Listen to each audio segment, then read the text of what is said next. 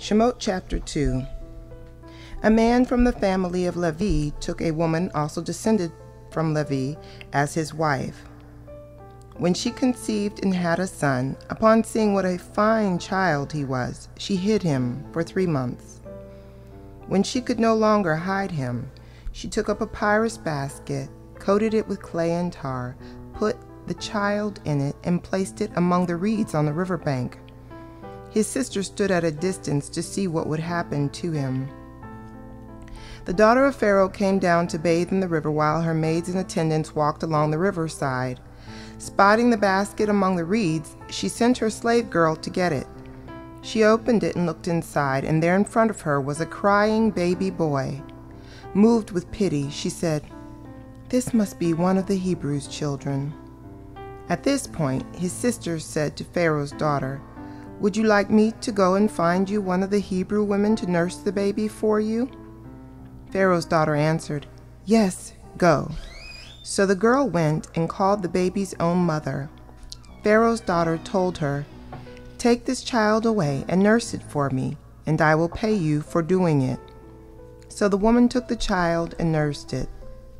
Then, when the child had grown some, she brought him to Pharaoh's daughter, and she began to raise him as her son. She called him Moshe, pull out, explaining, "Because I pulled him out of the water." One day, when Moshe was a grown man, he went out to visit his kinsmen, and he watched them struggling at forced labor. He saw an Egyptian strike a Hebrew, one of his kinsmen. He looked this way and that, and when he saw that no one was around, he killed the Egyptian and hid his body in the sand. The next day he went out and saw 2 Hebrew men fighting with each other. To the one in the wrong, he said, "Why are you hitting your companion?" He retorted, "Who appointed you ruler and judge over us? Do you intend to kill me the way you killed the Egyptian?" Moshe became frightened. Clearly, he thought, the matter has become known. When Pharaoh heard of it, he tried to have Moshe put to death, but Moshe fled from Pharaoh to live in the land of Midian. One day, as he was sitting by a well, the 7 daughters of the priest of Midian came to draw water. They had filled the troughs to water their father's sheep when the shepherds came and tried to drive them away.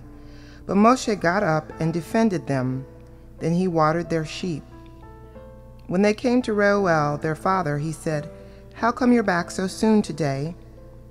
They answered, "An Egyptian rescued us from the shepherds. More than that, he drew water for us and watered the sheep." He asked his daughters, "Where is he? Why did you leave the man there? Invite him to have something to eat." Moshe was glad to stay on with the man, and he gave Moshe his daughter Zipporah in marriage. She gave birth to a son, and he named him Gershom, foreigner there, for he said, "I have been a foreigner in a foreign land." Sometime during those many years the king of Egypt died, but the people of Israel still groaned under the yoke of slavery, and they cried out, and their cry for rescue from slavery came up to God. God heard their groaning, and God remembered his covenant with Abraham, Yitzhak, and Yaakov. God saw the people of Israel, and God acknowledged them.